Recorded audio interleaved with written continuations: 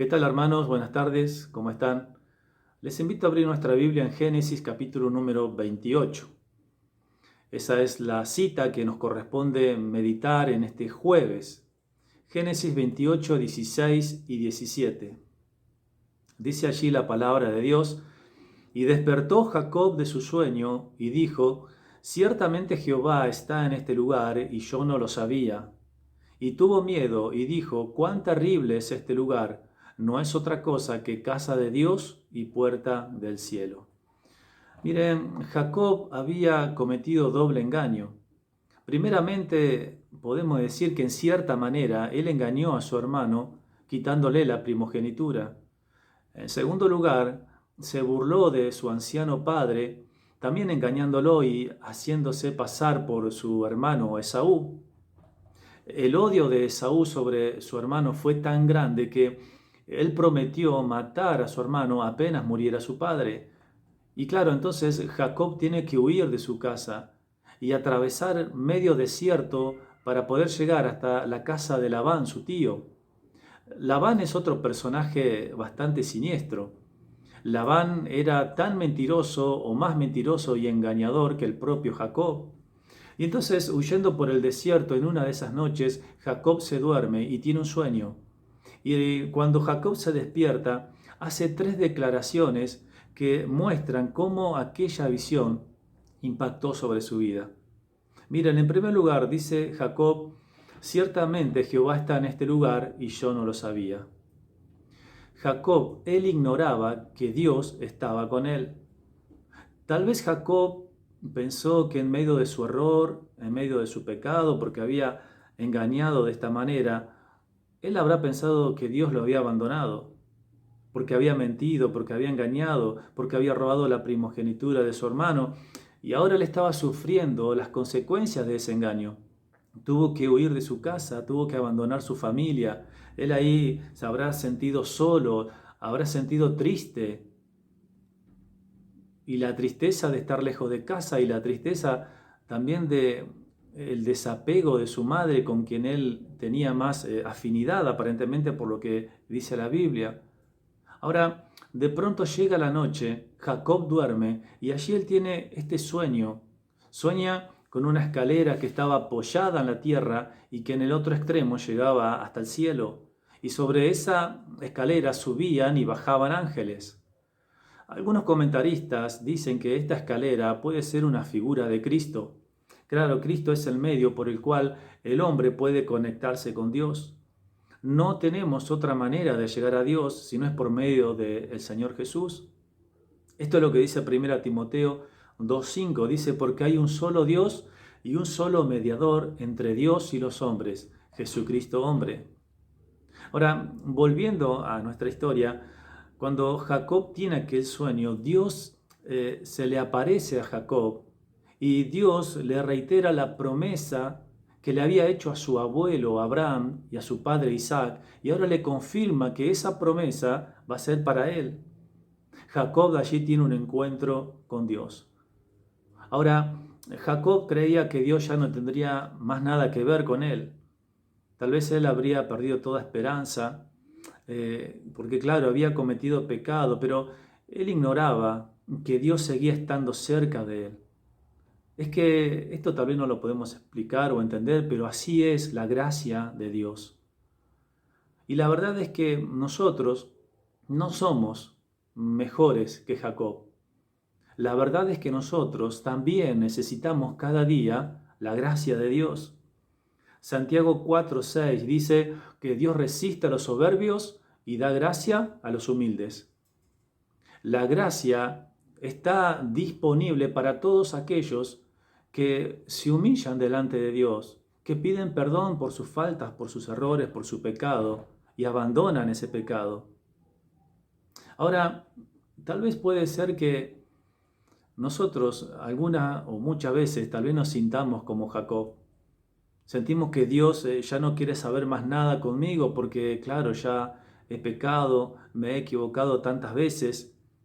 Y entonces, en vez de tener un encuentro con Dios, nos alejamos de Dios. Pero miren, cuando vamos a Dios y cuando le buscamos de corazón, nos podemos encontrar con la gracia de Dios.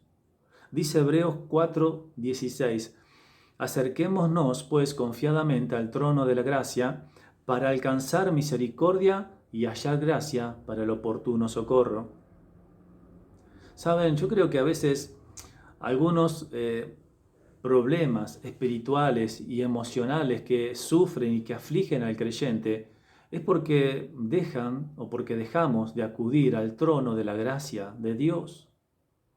Muchos cristianos viven afligidos, tristes, frustrados porque no acuden al trono de la gracia.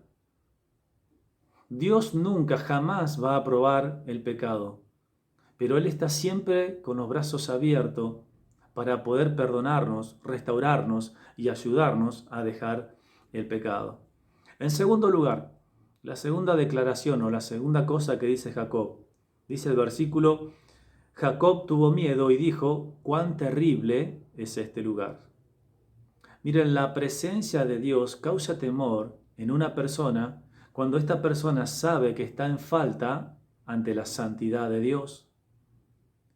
Jacob se llenó de espanto porque él estaba en falta con Dios. Esto mismo sintió Isaías. ¿Se acuerdan cuando él entra en la presencia de Dios? Y allí él escucha a los ángeles, querubines, serafines que dicen, Santo, Santo, Santo, Jehová de los ejércitos. Y entonces allí Isaías dice, ay de mí que soy muerto, porque soy hombre inmundo de labios. Temor de Dios. Saben, el temor de Dios es algo que tiene que estar presente siempre en la vida del creyente. Tenemos que tener temor de Dios. Esto nos va a ayudar muchísimo en nuestra vida cristiana. Hay beneficios cuando hay temor de Dios. Por ejemplo, ahí en Proverbio 16:6 dice, con el temor de Jehová los hombres se apartan del mal. El temor a Dios es lo que nos aleja del pecado. Cuando no hay temor de Dios, no hay límites para el pecado.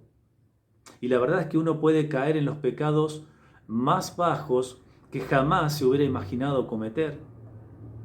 Ahora, en segundo lugar, el temor de Dios da sabiduría, trae sabiduría a la vida. Proverbios 9:10, el temor de Jehová es el principio de la sabiduría.